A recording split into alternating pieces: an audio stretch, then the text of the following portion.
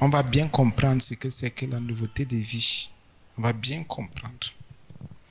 Et cet enseignement a été donné, Paul a donné, a écrit aux Corinthiens, Jésus était déjà mort, était déjà crucifié, mort, ressuscité, il était monté au ciel. Donc si les gens vous disent que ce n'est plus possible, sachez que ce sont des faux serviteurs de Dieu. 1 Corinthiens 6. 1 Corinthiens 6.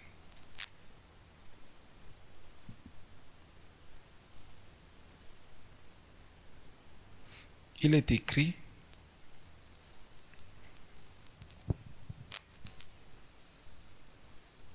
et puis à partir du verset 9 pour aller vite, pour qu'on comprenne la nouveauté.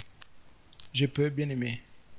Il est écrit, ne savez-vous pas que les injustes n'hériteront point le royaume de Dieu? On sait déjà qui est injuste, non? C'est celui qui est lié et attaché au mal. C'est celui qui n'est pas honnête, celui qui n'est pas droit. C'est tout. Donc si dans ton cœur, tu n'es pas honnête, sache que tu es injuste.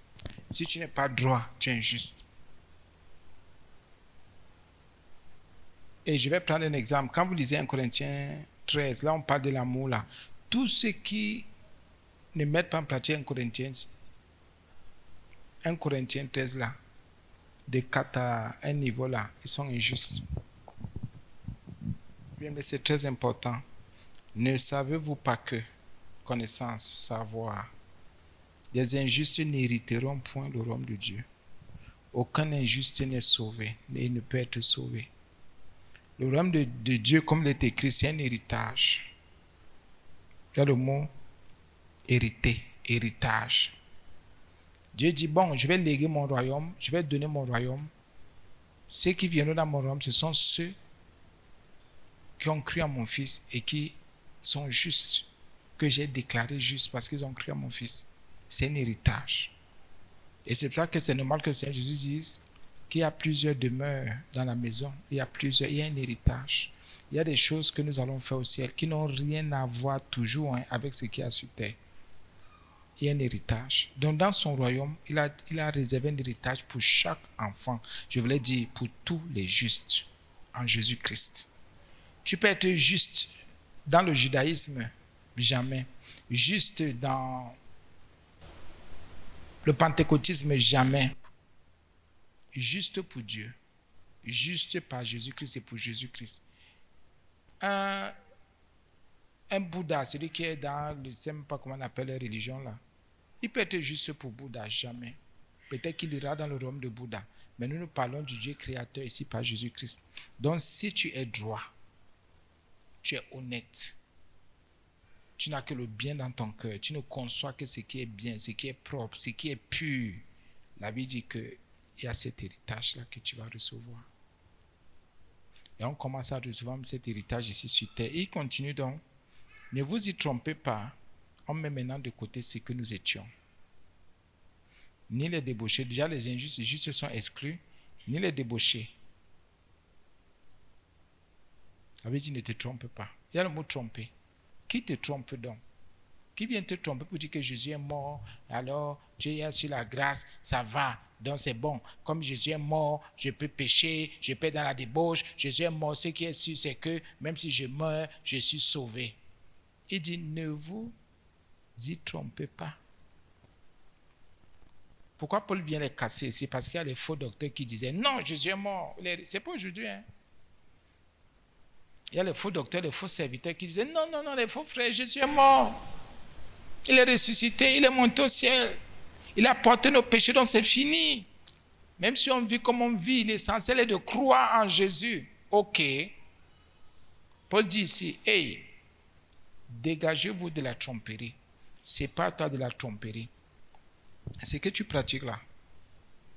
Le Seigneur dit, fais attention, c'est pas toi, tu es en train de te tromper pour dire, même si je fais ça, Dieu va me comprendre. Non.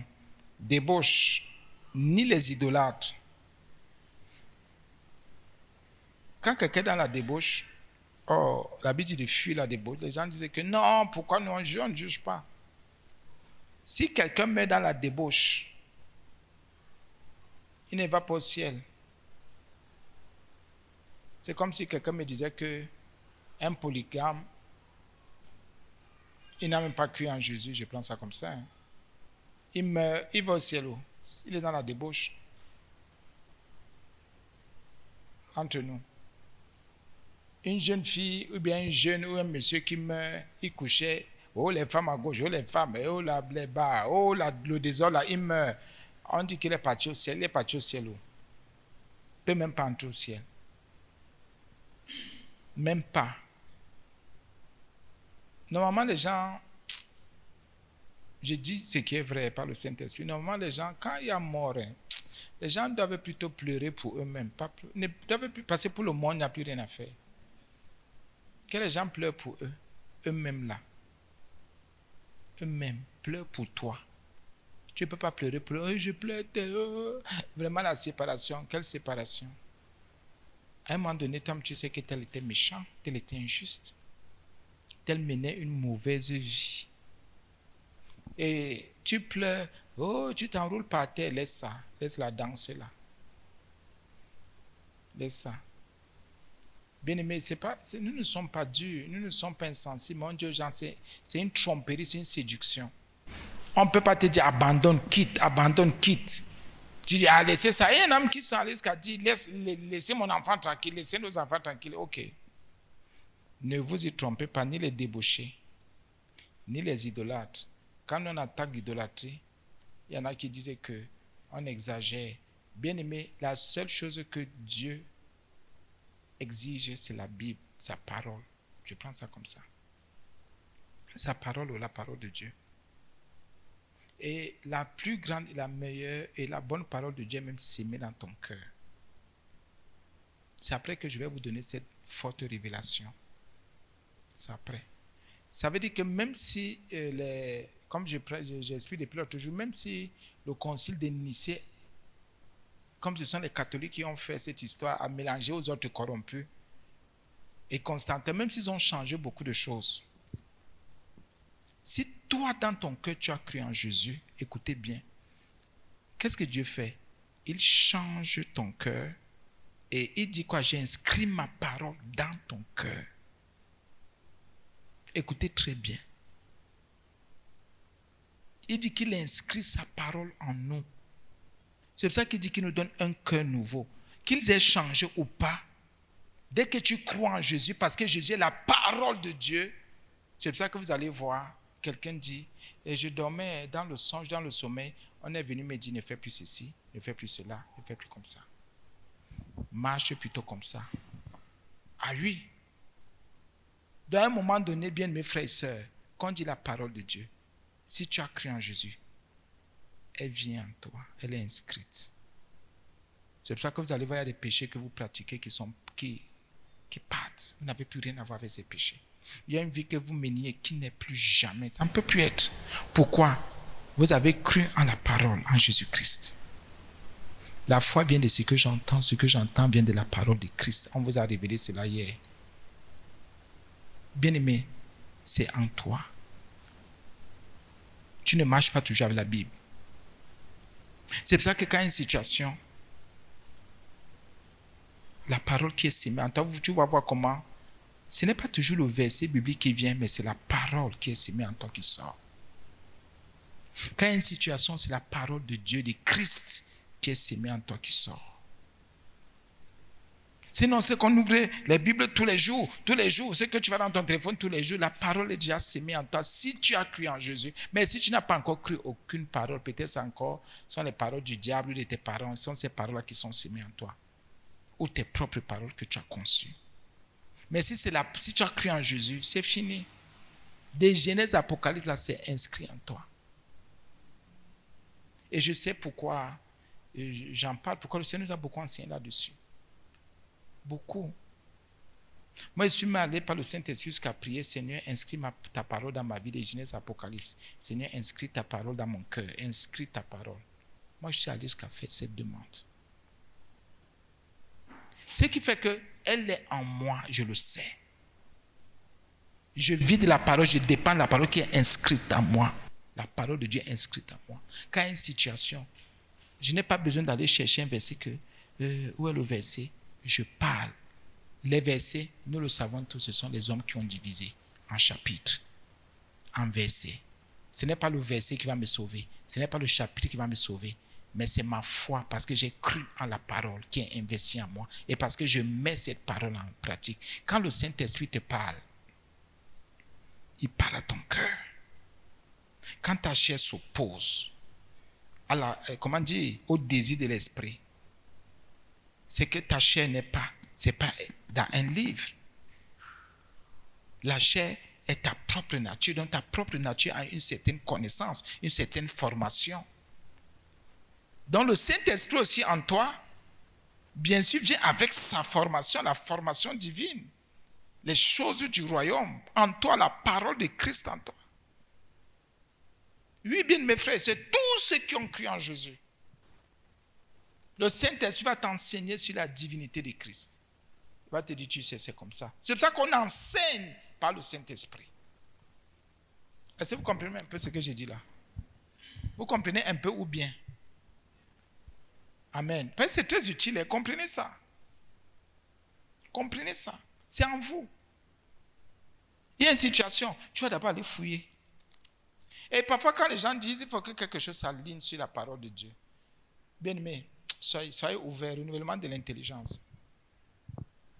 Il y en a qui racontent trop d'histoires. Il y en a qui racontent trop d'histoires. Je vais continuer. Les idolâtres, jamais. Le Seigneur ne va rien donner. Il ne donne pas d'héritage. Ça commence ici-bas. Les idolâtres, ils ont leur secteur. Leur maître va s'en occuper. Il va leur donner leurs choses. Ni les adultères. Aucun adultère. Donc si quelqu'un meurt, il est adultère, il est en enfer. Pas de négociation. Il n'y a pas de que, ouais, et Seigneur, il a gagné la terre. Il a gagné la terre avec quoi? Avec le péché. On bascule. Il n'y a pas de ça. Ni les efféminés, les gens qui percent les oreilles, les autres qui font les locks, les tresses, et ils disent qu'ils chantent Jésus. Vous racontez quoi là? Sans les dans les féminins, il y a le mot féminin. Il y a le mot femme, si vous voulez même. Quelqu'un fait comme une femme. Non. On ne fait pas ça. Ni, c'est écrit dans ma version. Vous avez ça dans vos versions aussi. Les homosexuels, c'est écrit chez vous. C'est pas écrit dans votre version. Moi, dans ma version, il y a homosexuel. Chez vous, c'est les infâmes, oui, les homosexuels. Dans ma version, c'est écrit ni les homosexuels. C'est homosexuel.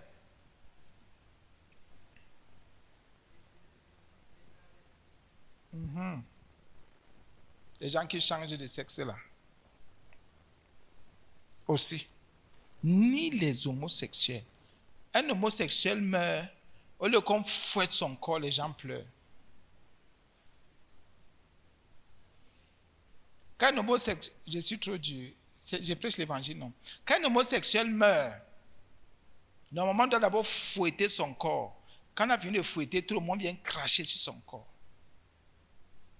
Après, tout le monde vient faire les sels dans son cercueil. C'est sûr que vous dites que le type, c'est qu'est-ce qu'il nous raconte là. L'homosexualité est une abomination. C'est une malédiction. Tous les homosexuels sont maudits. Maudits. Oh, ça va encore plus loin. Les voleurs.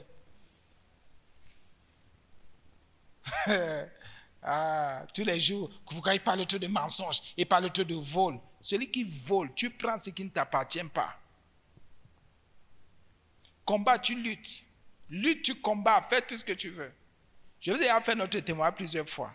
Dans la gestion, en tant que, on appelle ça comment le terme, la Pierre là, intendant, oui, parce que Pierre a dit que nous sommes les intendants de Dieu. Je vous dis bien, là vous ne comprenez pas. Là vous voyez que l'ennemi est venu avec la confusion, prier. Je vous le dis, nous, pour la gestion. Je vous dis, j'ai prié pour la gestion. J'ai dit, Seigneur, je prie pour que tu me donnes l'intelligence, la sagesse pour la gestion en tant qu'intendant pour ton œuvre.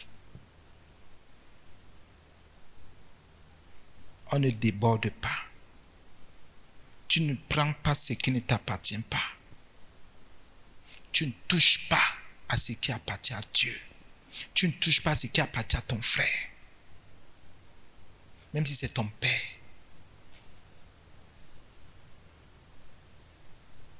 Moi, ça m'a pris du temps.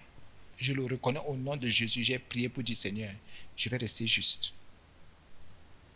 La Bible dit qu'aucun voleur. Ne priez pas, restez seulement là. Ah, moi je veux. Il y a des choses, à force de prier, le Seigneur vous éclaire. Il vous donne la force, le discernement, la sagesse, l'intelligence de gérer, de vous en sortir. Moi, j'ai prié en tant qu'intendant pour dire, Seigneur, la fait ici. La gestion. Ça se passe comment? Comment? Oui, je suis rentré par la grâce à l'école de Dieu pour me dire, tu fais comme ça, tu marches comme ça, tu marches comme ça. Voilà ce qui est juste devant moi. Et je me suis rendu compte que l'œuvre de Dieu prend minimum 75%. Minimum des entrées ou des rentrées minimum. C'est vrai. 20% pour aider les nécessités, ceux qui n'ont rien. Et 5% à la rigueur pour le serviteur. Je vous dis ce qui est propre. 75% d'œuvre, évangélisation, c'est ci, c'est là, tout, 75%. 20% les nécessités. 5% maximum. Donc, si vous nous voyez avec quelque chose, c'est 5%. Maxi, hein? Parce qu'il y a des fois où le Seigneur impose même le 2% ou 1% ou dit partout. Il y a des fois où il dit non, tu ne vois pas qu'il y a des besoins là-bas. Quel est 25% là, que ce soit pour aider les gens. Il y a des fois où il dit les 100% là, le mois-ci, donnez ça pour mon œuvre, pour l'évangélisation. Et à force, on développe quoi? Le contentement. Il n'y a pas de vol. Toi qui voles là, c'est pas bon. Ne prends jamais la chose d'autrui sans son accord. C'est pour ça que nous devons prier pour que le Seigneur nous donne sa discipline en ce qui concerne la gestion. La gestion. Sa discipline. En tant qu'intendant de ta maison, intendant de ta famille, intendant des affaires, des activités de ton travail, parce que tu es intendant, c'est toi qui gères. Demande au Seigneur la grâce. Moi, j'ai compris ça depuis plusieurs années. Quand j'ai prié, j'ai dit, mais pourquoi Pierre parle d'intendant? Bien, c'est vrai que certaines versions n'utilisent pas le mot intendant, mais dans la version que j'avais, disait intendant de Dieu, intendant des choses de Dieu. Toi-même, tu es intendant. Dans ce que tu reçois, même si c'est ton propre travail, même si c'est ta carrière, Dieu doit te donner la sagesse de gérer ce que toi-même tu travailles, même si c'est pour toi. Il te donne la sagesse et ça ne peut pas être la même chose sur tout le monde. Plus il dit que c'est en fonction de la prospérité, c'est lui qui fait entrer.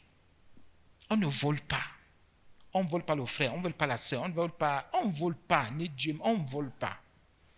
Ce qui doit aller à l'évangélisation doit aller à l'évangélisation.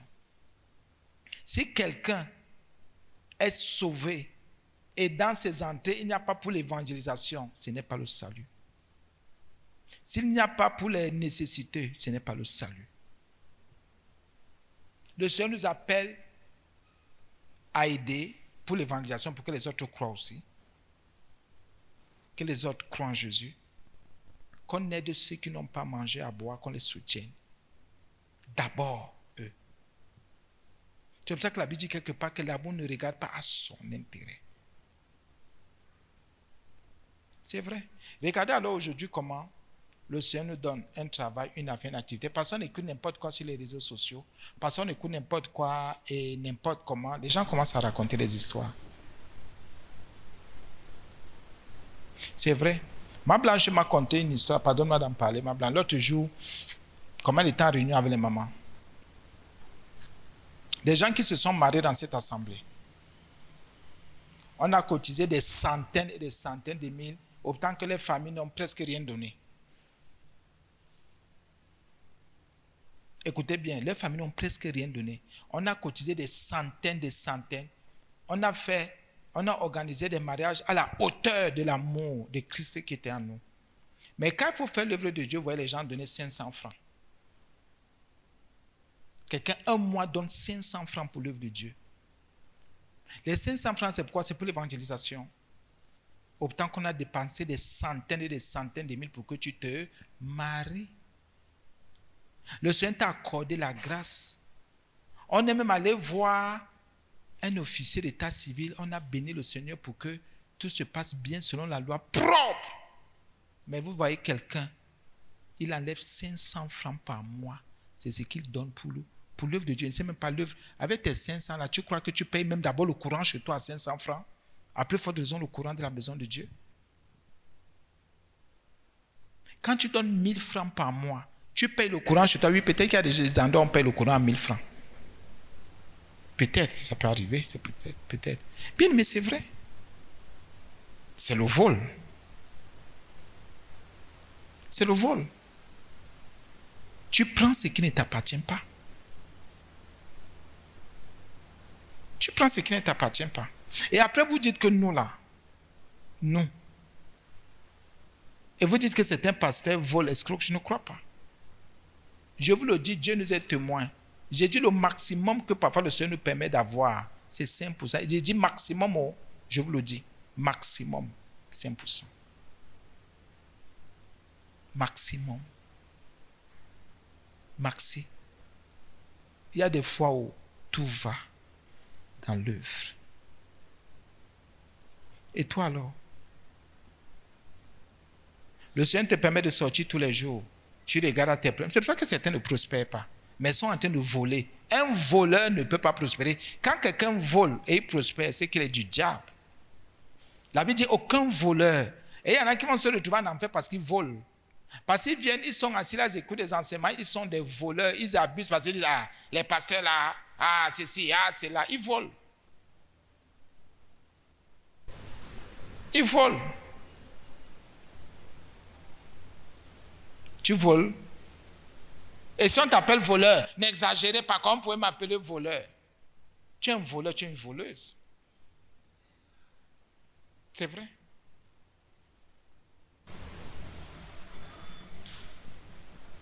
Après, oh, je sais ce que je dis et je sais ce que nous faisons. Je vous dis, le Seigneur nous bénit souvent. On prend tout, on met dans le satellite.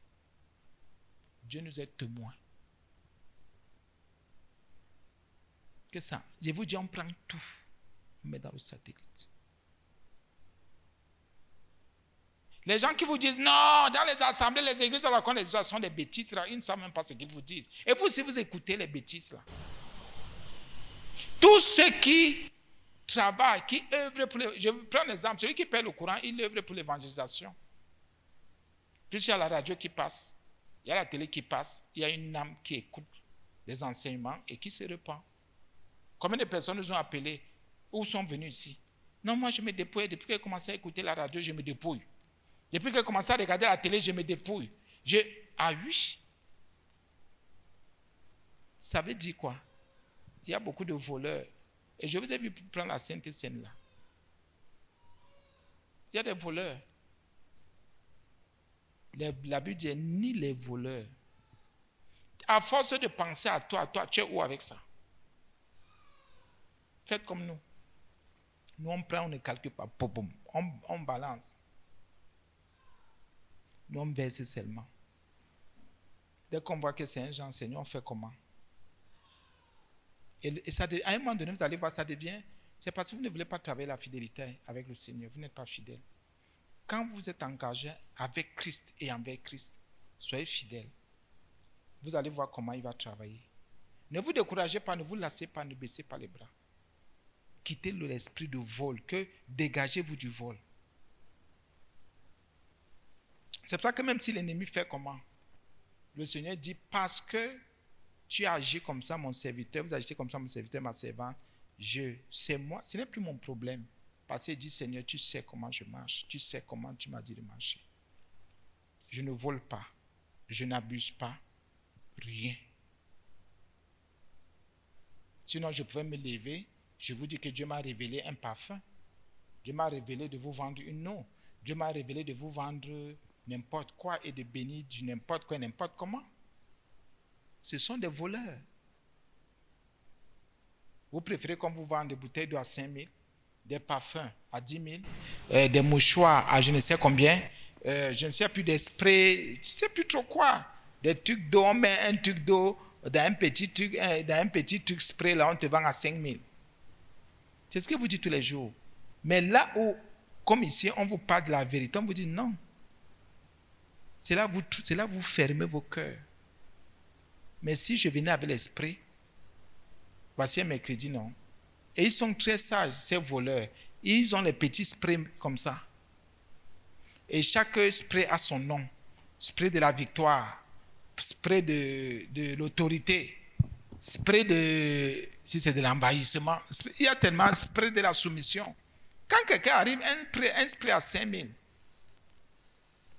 je peux acheter même, j'écris tous les jours, non. Je sors les noms au moins de 10 sprays.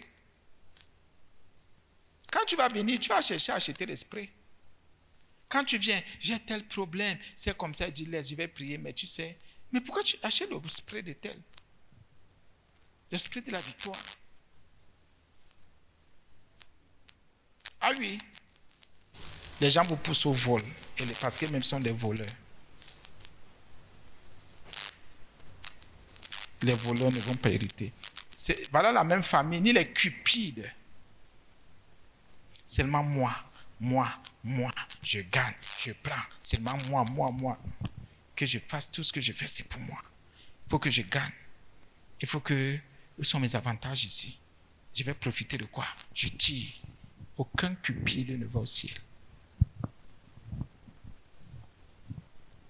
Passe ton temps à penser à toi comme tu veux, tu n'iras pas au ciel.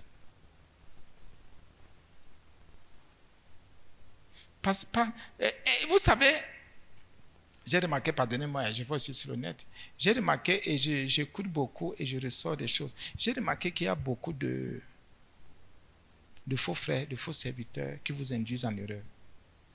Ils suscitent en vous la cupidité.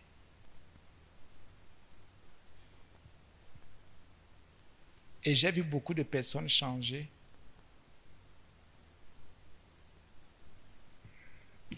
C'est vous qui avez tort. Si vous êtes cupide, c'est pour vous, c'est pas pour moi. Dans tous les cas, l'œuvre de Dieu va avancer. Qu'il y ait des voleurs ou qu'il n'y ait pas de voleurs ou qu'il y ait des cupides ou pas, l'œuvre de Dieu avance toujours. Il y a toujours une âme qui est gagnée. Au lieu de mettre ta main pour dire Seigneur, dans l'œuvre-ci, moi je vais faire ton œuvre. Tu m'as sauvé, tu me fais grâce. Regardez comment les gens calculent. Regardez comment les gens mesurent. Arrêtez de mesurer Jésus et de nous mesurer. Il y a un témoignage que je n'arrête jamais de faire ici. Une dame, on a prié pour elle par la grâce de Dieu. Elle a eu beaucoup d'argent. Et elle a vu que l'argent là, je vous ai fait ce témoignage, nous on ne méritait pas. C'est vrai, à l'époque, nous étions encore un peu jeunes, ça fait plus de 10 ans. Elle allait acheter les petits frigidaires là. Elle a converti pour dire qu'on ne méritait pas. Jusqu'à aujourd'hui, ceux qui sont entrés au bureau de frigidaire là, ça ne fonctionne pas.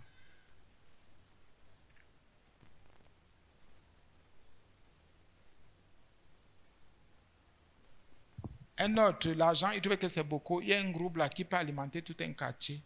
Il dit qu'il vient offrir. Il ne nous dit même pas. Oh, Dieu m'a dit ceci. Il va dans sa corruption avec des trucs qui peut acheter le groupe. Je ne sais pas si ça fait 1 mois ou 2 mois. Un groupe qui dit qu'il achète à 2,5 millions. Pourquoi? Il se rend compte qu'il ne pouvait pas nous donner l'argent. À 5 millions. 6 millions. Le groupe là ne nous a jamais aidés. Je ne sais même pas si le groupe là fait 1 mois, 2 mois. Une activité de la sorcellerie, pam, le groupe a été frappé. Parce qu'il trouve que s'il nous donne, autant que là, on serait effrayé. Surtout qu'il touche beaucoup trop, même que nous n'avons jamais touché à la qualité là. Voilà, donc, écoutez, je vous dis comment les voleurs et les cupides marchent à l'église et avec les serviteurs de Dieu. Voilà ça là. Ça n'aide pas. Ce que le voleur donne à l'église n'aide pas. Ce que le cupide donne n'aide pas. Pourquoi il vient avec un esprit de cupidité? Or, nous sommes les intendants.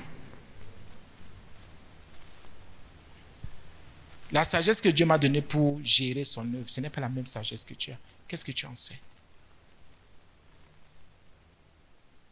C'est normal que si tu veux faire quelque chose, que tu demandes ou que tu dises, je voudrais, est-ce possible, je voudrais, oui. Pourquoi? Parce que les cupides se disent que tout le monde est cupide. Les voleurs se disent que tout le monde est voleur. Tout le monde n'est pas voleur. Pourquoi je vous donne ces preuves? Pour vous dire que le vol n'est pas bien, la cupidité n'est pas bien.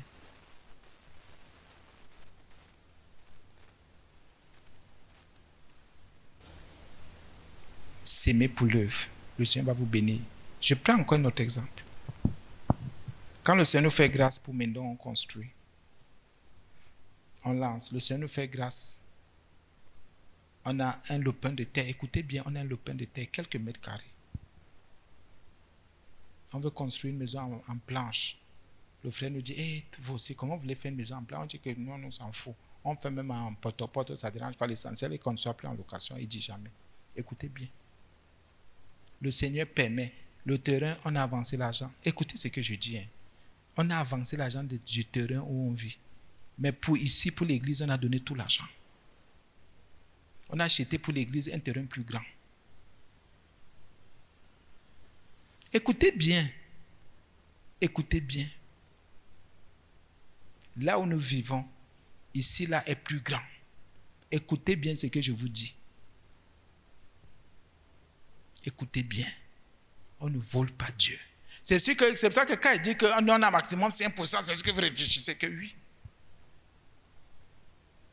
Ici, par la grâce de Dieu, on a donné tout l'argent. Pendant que là où nous on habitait, on avait juste donné une partie, on n'avait même pas fini. Voilà, Tata Paula, elle est témoin, ça fait si c'est combien d'années qu'on a fini. Autant qu'ici, le même jour, on a tout payé.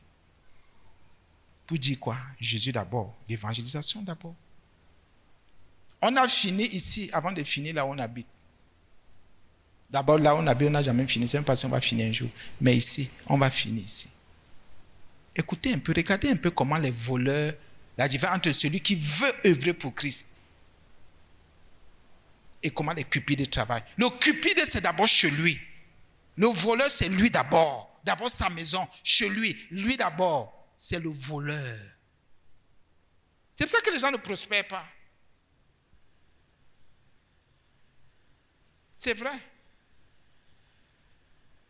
Il y a les anciens, je vous dis, le terrain où on vit, on a fini l'argent dernièrement. Mais ici, on a acheté tout le même jour. Les constructions, on a tout. On a fait comme vous voyez là.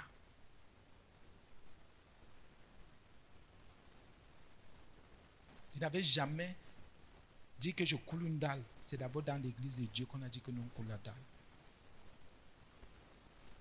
Pour Dieu d'abord. Pour Jésus d'abord. Pour l'évangélisation d'abord. Non, je vais d'abord faire pour moi.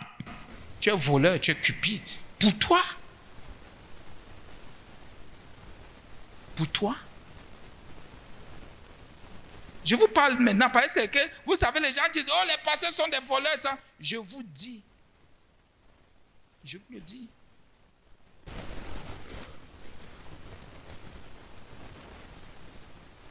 C'est vrai.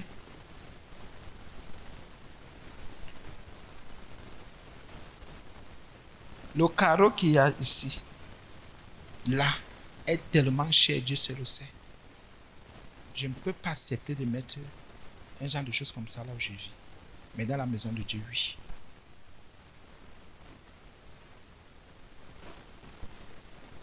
Les voleurs ne vont pas hériter. Parce que même si le Seigneur revient, quand il va faire le bilan, il va dire, mais il va regarder ce que nous avons fait par la grâce de Dieu, tous les mois, pour l'évangélisation, pour les âmes, pour son œuvre, pour sa maison. Il va voir que mais les gens, si finalement, c'est après, s'il y a certaines choses, c'est après que le Seigneur dit, bon, comme vous avez fait ça, j'ouvre telle porte. C'est vrai, bien-aimé. Vous êtes là, la cupidité, la cupidité, la cupidité. Seulement vous voulez gagner, vous devez gagner, vous voulez gagner. Et les gens vous renforcent dans ça. Je vous dis, même quand on construisait, si on avait une voiture, qu'un frère avait donné une 92, vieille, et un autre stade là qui était bizarre aussi, qu'on avait pris. On a dit qu'on construit. On construit la maison de Dieu. La voiture était vieille, on montait, on descendait avec les mamans. Les mamans disaient que hey, les gens, si vous êtes forts. On s'en fout. Et jusqu'à ce qu'un papa se lève un jour, offre la voiture pour dire non, vous aussi, vous êtes forts. Non, je prends beaucoup d'argent, je vais investir pour moi qu'il y a quoi. C'est d'abord pour Dieu, d'abord pour la maison de Dieu. C'est pour ça que ceux qui n'ont pas compris pour le satellite, pour l'évangélisation, je crois qu'avec le temps, ils sont en train de comprendre que celui qui ne peut pas sortir évangéliser, la radio évangélise, la télé évangélise. Mais la cupidité aveugle, vous allez vous rendre compte que tous les cupides là qui sont dans la maison de Dieu n'avancent pas. Tous les voleurs qui sont dans la maison de Dieu n'avancent pas. Vous n'avancez pas. Et je vous dis que c'est ce qui a perdu Salomon. Salomon demandait la richesse à Dieu. Pourquoi tout ça conduit vers l'idolâtrie? Il n'a pas demandé la richesse, il a demandé la sagesse à Dieu. Dieu lui a dit, il te donne la richesse.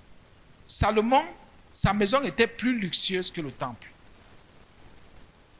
Salomon a pris plus de temps pour construire sa maison que le temple. Et regardez comment la corruption, le vol, la cupidité était dans le cœur de ça. C'était normal qu'il se tourne vers l'idolâtrie. Puisque la Bible dit même quelque part que la cupidité est une idolâtrie. Tu veux d'abord tout investir pour toi. Tu ne penses même pas à une âme qui doit être sauvée comme toi. C'est pour ça qu'il dit même à ceux qui écoutent la radio, ce sont des gens qui ont investi pour qu'il y ait la radio, des gens qui se donnent encore. Mais vous allez voir des gens, oui, les enseignements là, mais qui ne disent même pas que la radio qui arrive jusqu'à chez moi là, le courant là se passe comment? La télé là, les gens la font comment? Là, dès que j'entends que le satellite est cher, ils vont comment? Oui, les cupides et les voleurs.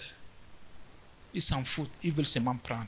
J'ai les enseignements gratuitement, j'ai la révélation gratuitement, ce sont les cupides et les voleurs.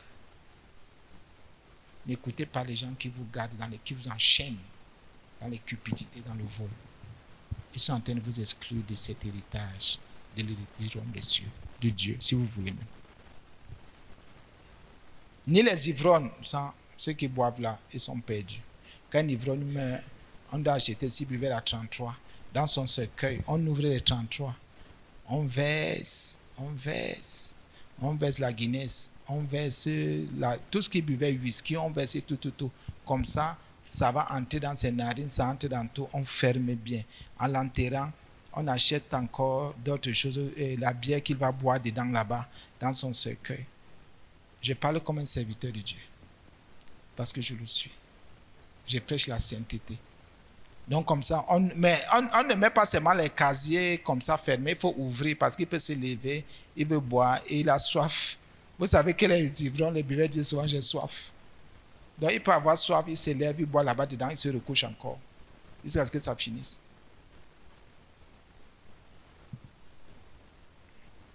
Vous n'êtes pas d'accord avec moi?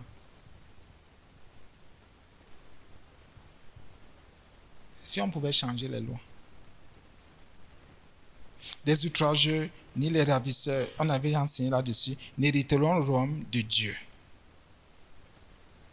La Bible dit, la Bible dit, et c'est là ce que vous étiez, bien sûr, quelques-uns d'entre vous. Moi, c'est la partie là que j'aime souvent prendre pour dire, dans la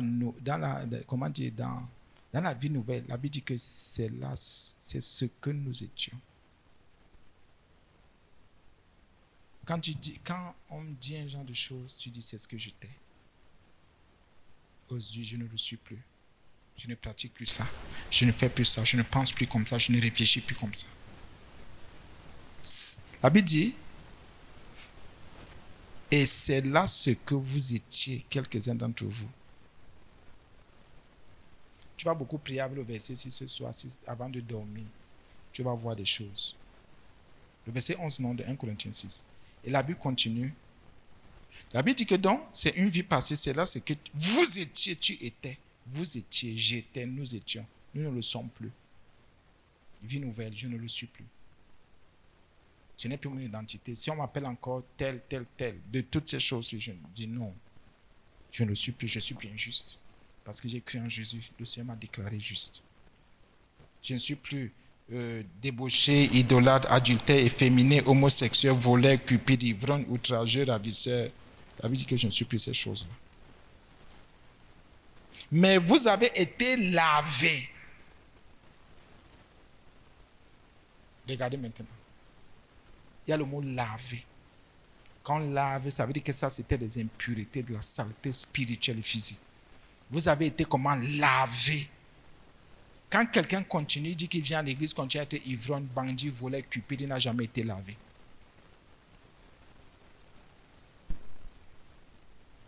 Je reprends.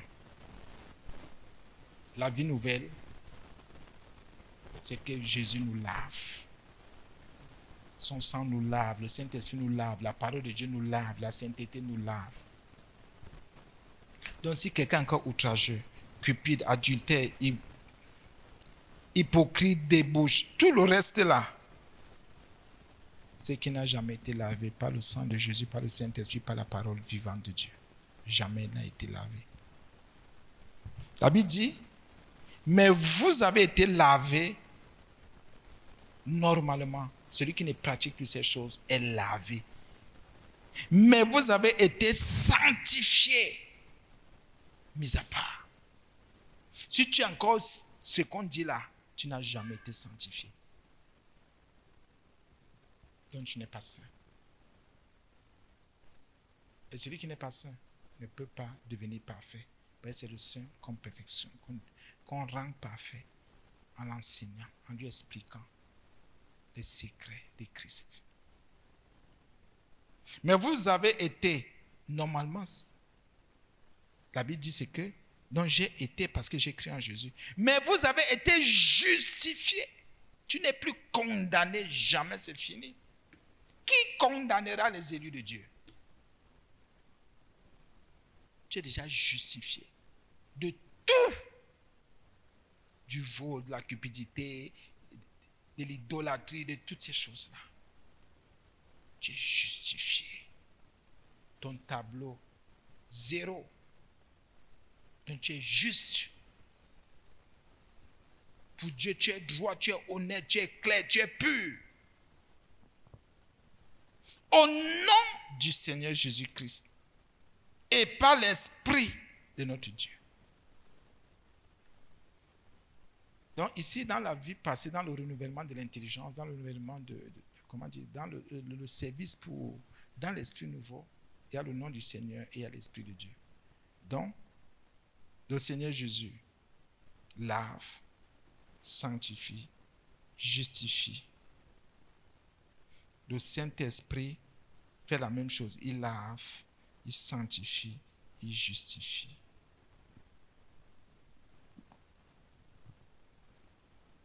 À un moment donné, le Seigneur Jésus en nous fait son œuvre, sa personne travaille, son nom opère.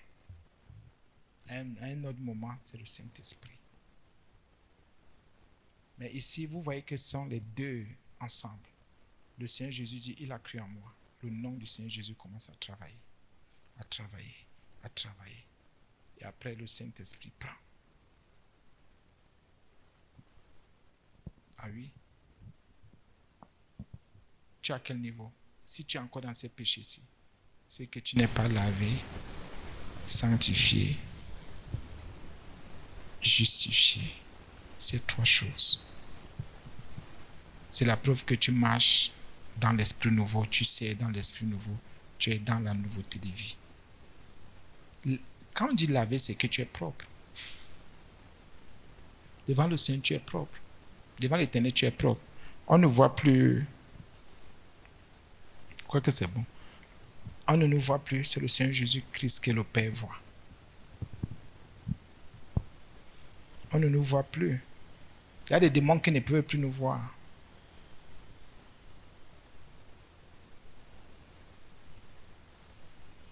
Jamais.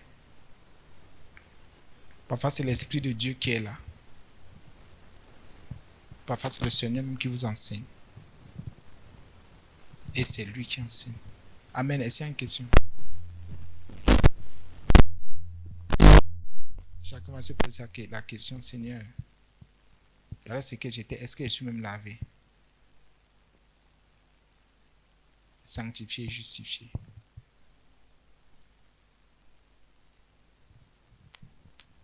Pose-toi cette question. Nous allons dire merci à Jésus.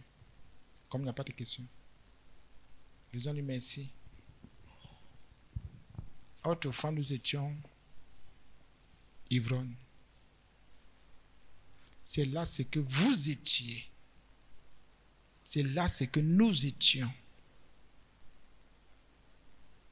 Mais nous avons été lavés, sanctifiés et justifiés au nom du Seigneur Jésus.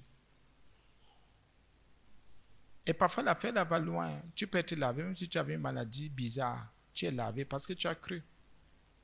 Parce que tu t'es repenti, tu t'es dépouillé en Jésus-Christ.